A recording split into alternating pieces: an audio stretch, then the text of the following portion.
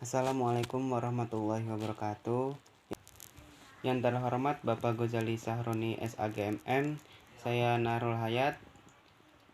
Saya di sini akan menjabarkan pengertian tentang hukum Islam.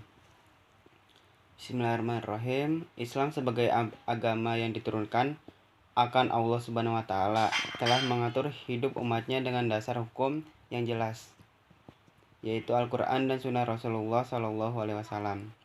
Inilah cara Allah menjadikan agama Islam sebagai pegangan manusia untuk mencapai tujuan hidup mereka, agar manusia yang ditugaskan sebagai khalifah di muka bumi bisa menjaga dan merawat kehidupan yang selamat dunia dan akhirat, serta tercapai tujuan penciptaan manusia dalam Islam.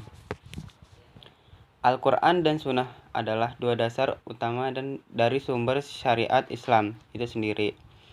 Sesuai berkembangnya zaman, waktu pun berlalu, maka permasalahan umat pun semakin complicated.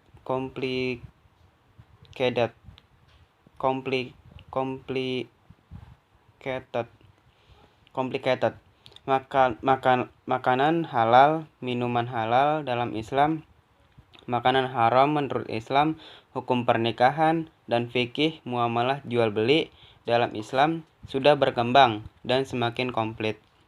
Hal tersebut tidak dijelaskan dalam kedua sumber tersebut secara jelas dan gelombang. Melihat kasus ini, maka perlu adanya peranan para ulama untuk mengkaji lebih dalam makna yang tersimpan dalam Al-Quran sebagai cara mencari jalan keluar dari hukum Islam. Selain dua dasar utama dari hukum Islam tadi, Al-Quran dan Sunnah, maka ada cara lain yang bisa menjadi sumber hukum dan dalam Islam, yaitu ijtihad. Ijtihad ini mencakup beberapa macam, yaitu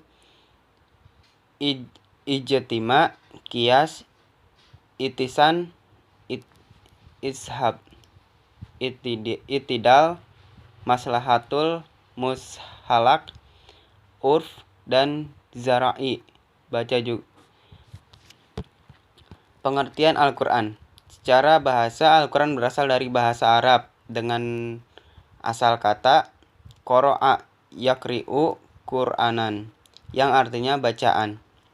Sedangkan secara istilah, Al-Quran adalah perkataan Allah yang tertulis di Lauhil Mahfuz, diturunkan melalui malaikat Jibril pada Nabi Muhammad SAW secara mutawir, yang ditulis dalam bentuk mushaf, diawali dengan surat Al-Fatihah dan diakhiri dengan surat An-Nas, dan merupakan pahala membacanya. Sebagaimana Allah berfirman, dan sesungguhnya Al-Quran ini benar-benar diturunkan oleh Rabb semesta dan alam. Ia dibawa turun oleh Ar-Ruh Al-Amin, maksudnya malaikat Jibril, ke dalam hatimu, yaitu Muhammad, agar kamu menjadi salah seorang dari orang-orang yang memberi peringatan dengan bahasa Arab yang jelas. Al-Quran adalah dasar utama dari hukum Islam, karena memang segala sesuatu dalam Islam atas izin dan ketetapan Allah. Al-Quran adalah mushaf yang dijamin kebenarannya oleh Allah, yang tidak mungkin dibuat oleh manusia manapun. Hal ini tersirat dalam tentangan Allah terhadap kaum kafir Quraisy. Untuk membuat perumpamaan Al-Quran sebagai Allah berfirman, dengan demikian hendaklah mereka mengatakan kalimat yang semisal dengan Al-Quran itu jika memang mereka adalah orang-orang yang benar. Dalam hadis Rasulullah SAW bersabda, dari Ali bin Abi Thalib radhiyallahu anhu berkata, Rasulullah SAW bersabda, aku telah meninggalkan di tengah kalian dua perkara. Jika kalian berpegang teguh pada keduanya, niscaya kalian tidak akan pernah tersesat. Keduanya, perkara itu adalah kitab Allah dan sunnah nabinya, yaitu hadis. Dengan demikian tidak ada keraguan lagi pada Al-Quran sebagai mukjizat dari Allah sebagai petunjuk yang benar pada manusia. As-Sunnah. As-Sunnah adalah dasar dari hukum Islam yang kedua setelah Al-Quran. Kebenaran sunnah sama dengan Al-Quran karena setiap apa yang berasal dari Nabi juga merupakan wahyu dari Allah Subhanahu wa Ta'ala. Secara pengertian sunnah menurut bahasa adalah kebiasaan yang diikuti. Sedangkan pengertian secara istilah sunnah adalah perkataan, perbuatan, dan takrir Nabi SAW yang berupa ketetapan, persetujuan, dan diamnya Nabi Muhammad SAW terhadap sesuatu hal atau perbuatan sahabat yang diketahuinya. Ada beberapa fungsi sunnah terhadap Al-Quran sebagai dasar dari hukum Islam, yaitu 1. Sunnah sebagai penjelas Al-Quran. Yang kedua,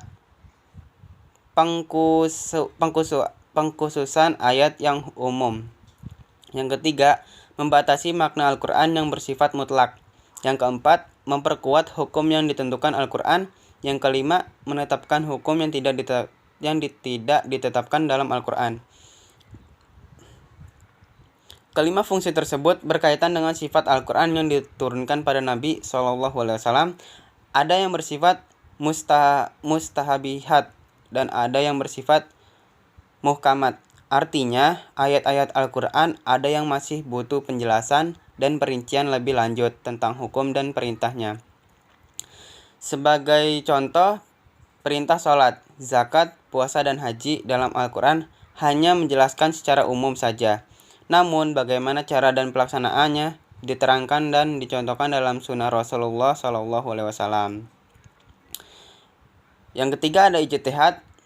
Selain dari dua sumber hukum tersebut di atas, maka dasar hukum Islam juga bisa diambil dengan cara ijtihad. Ijtihad ini pengertiannya secara bahasa adalah bersungguh-sungguh atau mencurahkan seluruh kemampuan. Ijtihad hukum Islam dilakukan terhadap hukum-hukum syara' yang belum ada dalil qat'i serta hukum yang didasarkan pada dalil-dalil yang bersifat zani serta hukum-hukum yang belum ada nasnya serta ijma para ulama. Ijtihad adalah suatu jalan yang ditempuh untuk menentukan hukum Islam. Untuk melakukan ijtihad ini ada beberapa syarat yang harus dipenuhi oleh para mujtahid atau orang yang berijtihad agar bisa menetapkan hukum tersebut. Di antara syarat berijtihad adalah 1. Baligh, berakal sehat dan beriman kepada Allah. Yang kedua, kuat ingatnya, maksudnya dobit. Yang ketiga, memahami Al-Quran. Yang keempat, mengetahui tujuan hukum Islam dan kaidah hukum Islam. Yang kelima, menguasai bahasa Arab, ilmu ushul fikih, ilmu mantik dan logika. Yang keenam, mengetahui asal perkara. Yang ketujuh, tidak terdapat dalil qat'i bagi kasus yang diijtihadkan. Yang kedelapan, memelihara kesolehan dan ketakwaan pada Allah Subhanahu wa Ta'ala. Yang kesembilan, mengetahui tempat khilafiyah. Setelah semua kriteria di atas terpenuhi, maka barulah seorang ulama boleh dan layak menentukan hukum suatu perkara.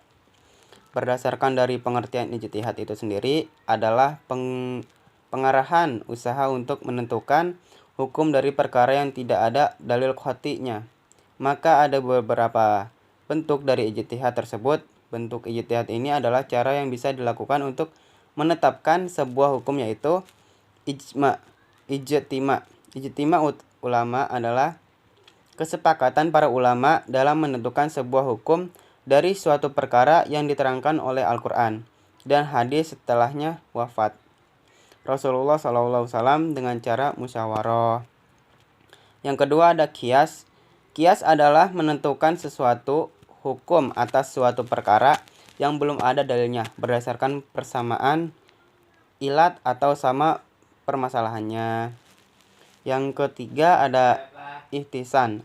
Ihtisan adalah penentuan hukum suatu perkara yang tidak dijelaskan dalam Al-Quran dan Sunnah berdasarkan pada kebaikan bersama demi keadilan. Yang keempat ada istihab. Menentukan hukum terhadap suatu perkara dengan cara melanjutkan hukum yang telah ada sampai ditetapkannya dalil lain yang dapat mengubah kedudukan hukum tersebut. Yang kelima ada